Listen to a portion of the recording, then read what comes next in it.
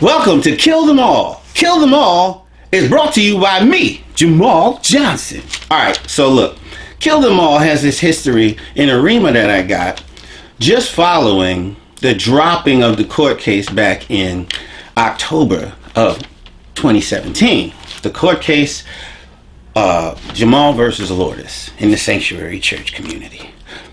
Remember? Alright, so anyway, we got a rema, me and a friend of mine, about how to handle the fact that, well, we couldn't really get a fair trial in a realistic court. We got this relativistic court called the voluntary court, which was really practicing civil relativism, which is sort of like a midway position kind of thing, and it allows Satan to do a bunch of stuff, and hence the gag order. And I realized it was a bad thing for the citizenry of Channelgook to be in there. And after I got out of there, because one rema said that I was caught in a trap, free yourself like a gazelle, it said. But later, about a week later, I got another rema, and it said, go down and kill them all. And my friend started weeping because it was clear that everyone who had served to obfuscate and derail the entire court case and the spectacle that it would have been and the embarrassment that it would have been for Lourdes, they all had a good amount of spiritual dirt on them, and I really didn't want to take up the cause because that was biting off more than I wanted to chew up. I'm a family man, and my chief mission is to my family, and I don't want to fight endless wars with spiritually stubborn people who are stuck in the wrong era. So I'm going to call this Kill Them All, because finally, at least, I'm going to say my piece in full. So the reasons why I am doing it.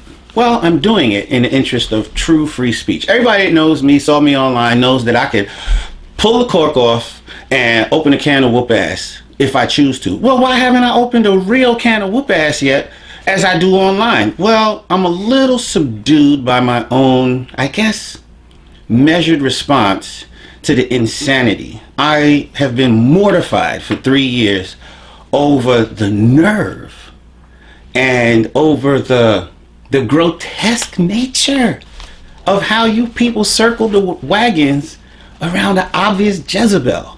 I found you to be abysmally weak, and I've been in awe of it for 3 years. So that's what really served, and me being in awe really actually served your purposes to get me to censor myself, okay?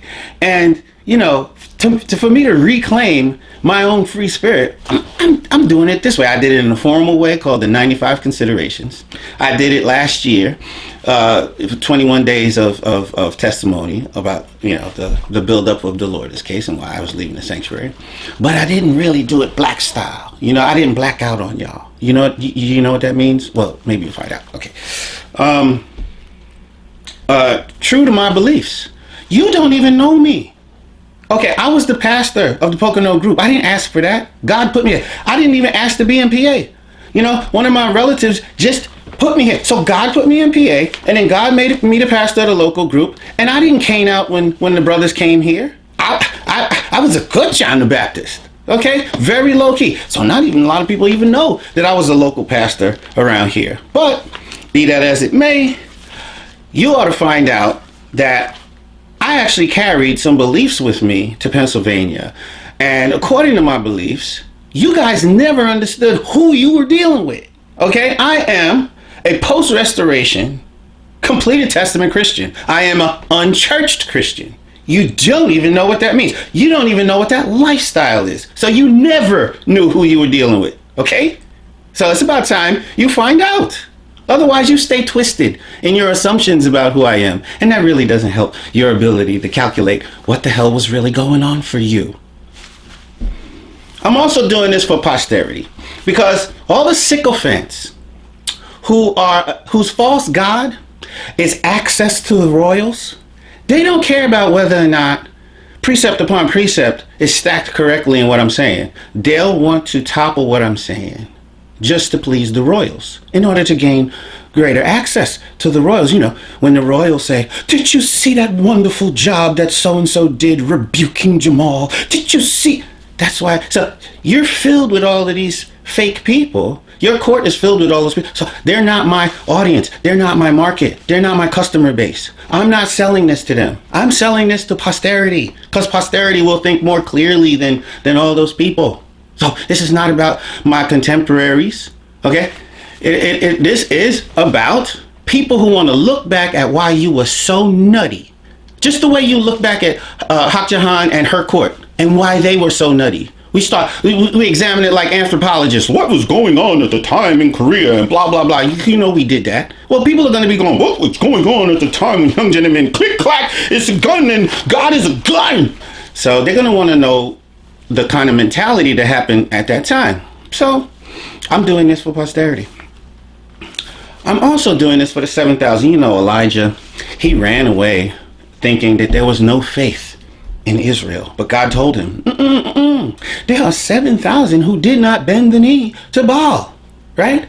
So there are 7,000 people. There are people that represent the 7,000 silent people who are post-restoration, who are curious about the unchurched lifestyle, okay? And so somebody has to bring them out of the shadows, or somebody has to help them survive their timidity and normalize their lifestyle. So this is an expression of that. Okay, so that's why I'm doing this.